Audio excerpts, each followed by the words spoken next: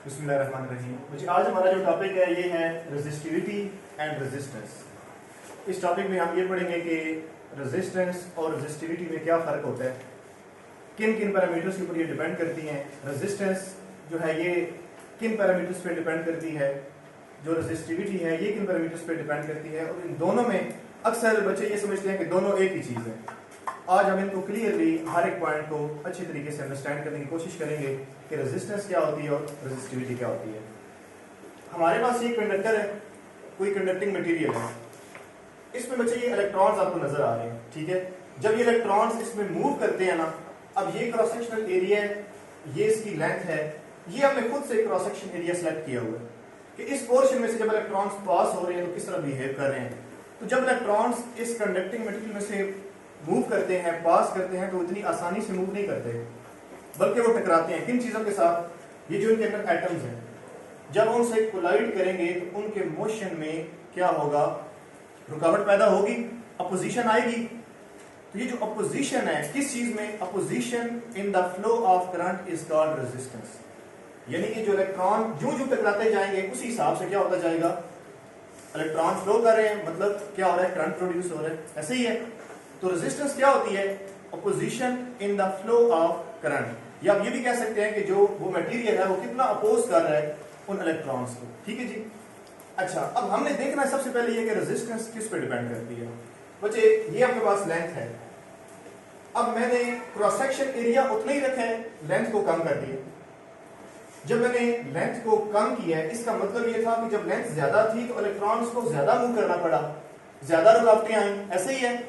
जब मैंने लेंथ को कम कर दिया, अब क्या हुआ, अब उसे थोड़ा मूव करना पड़ेगा। इसका मतलब ये हुआ कि रेजिस्टेंस जो है ये लेंथ पे डिपेंड करती है। लेंथ को आप कम करेंगे तो रेजिस्टेंस भी कम होगी। क्यों? क्योंकि जो चार्ज पार्टिकल्स, जो इलेक्ट्रॉन्स मूव कर रहे हैं, अब उनको थोड़ा मूव करना पड़ेगा क्योंकि लेंथ कम है। अगर लेंथ ज्यादा है तो फिर क्या होगा, रेजिस्टेंस ज्यादा होगी। एक हमने कहा कि रेजिस्टेंस जो है ये लेंथ पर भी डिपेंड करती है। इन जनरल अगर हम देखें तो रेजिस्टेंस डिपेंड करती है नेचर ऑफ मटेरियल पे, कि जो आपके पास मटेरियल है, जो कंडक्टर है, वो कौन सी नेचर का है, ठीक है, उसकी ज्योमेट्री पे, और दूसरा क्या, उसकी टेम्परेचर पे। इन तीन चीजों पे रेजिस्टेंस डिपेंड करती है।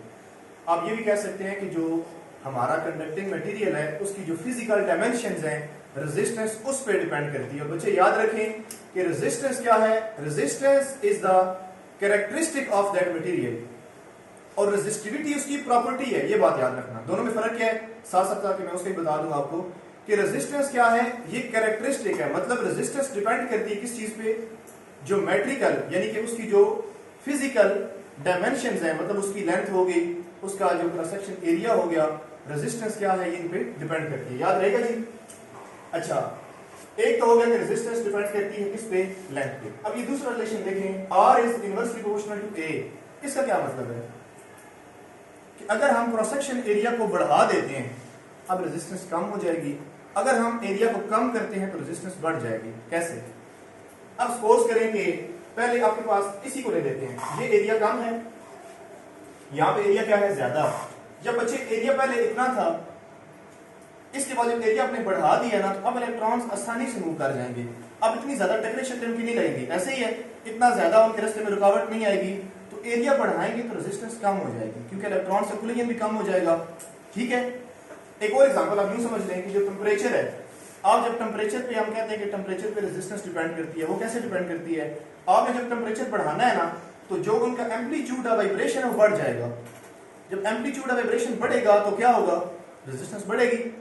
जैसे ही टेम्परेचर को आप कम करेंगे, अब उनका जो एम्पलीट्यूड ऑफ वाइब्रेशन है वो कम होगा, तो टकराने के खदशात भी थोड़े हो जाएंगे, तो रेजिस्टेंस क्या होगी, कम होगी। इस हिसाब से टेम्परेचर पर भी डिपेंड करती है, ज्योमेट्री पर भी और नेचर पर भी, और एरिया पर भी ये डिपेंड करती है। एरिया अगर आप बढ़ा देंगे तो रेजिस्टेंस कम होगी, एरिया आप कम कर देंगे तो रेजिस्टेंस बढ़ेगी। इन दोनों को बच्चे हम कंबाइन करेंगे तो क्या आ जाएगा, R is proportional to L over A, ठीक है।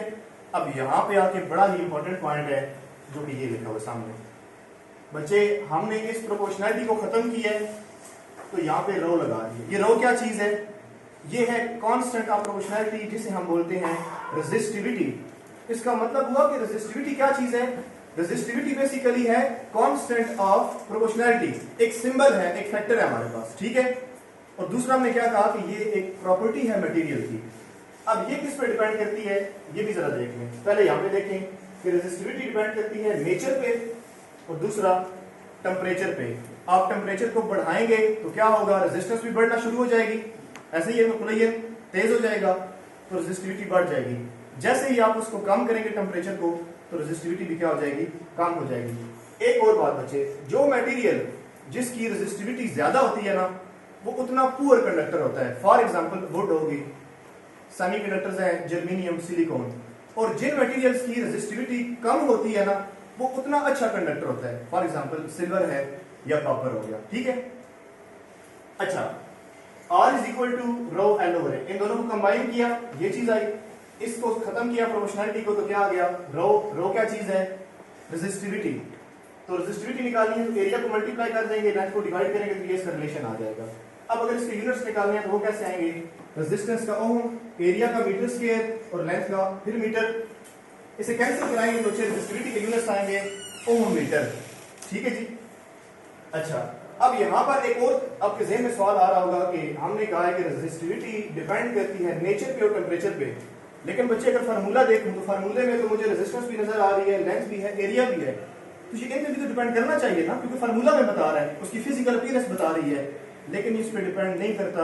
आइए इसको समझते हैं। ये रिलेशन है हमारे पास, इसमें हमने एरिया को R और L, एरिया को हम साइड पे कर देंगे, ठीक है।